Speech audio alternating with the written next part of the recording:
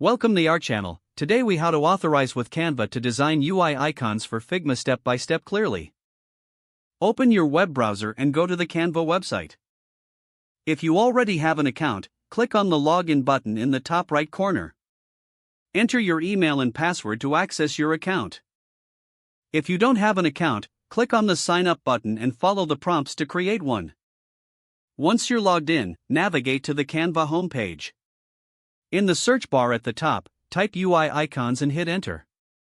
Browse through the available templates and choose one that fits your design needs. Click on the template you want to use to open the design interface. On the left side, you can see design elements you can add, like icons, illustrations, and shapes. To create your icons, you can either use pre-made elements or customize your own. To use pre-made icons, click on the Elements tab in the left sidebar. In the search bar under Elements, type in the type of icon you need. Select an icon that you like and drag it into your design. You can resize and adjust the icon as needed to fit your design specifications. If you want to create custom icons, you can use shapes from the Elements tab. Combine and adjust these shapes to create your unique icons. Once you're satisfied with your design, click on the Download button in the top right corner.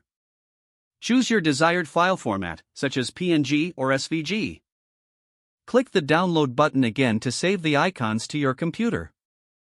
Now, open Figma and create a new project or open an existing one.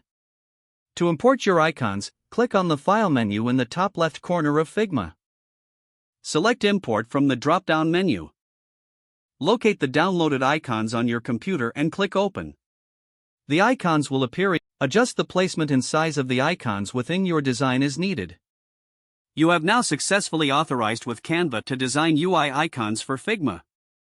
If the page does not load, refresh the browser or try again in a private or incognito window. Make sure you are using the correct email address, then retype it carefully to avoid small typos. If your password is not accepted, use the reset option and create a new strong password you can remember. Don't forget to like this video and subscribe to our channel for more step-by-step tech guides.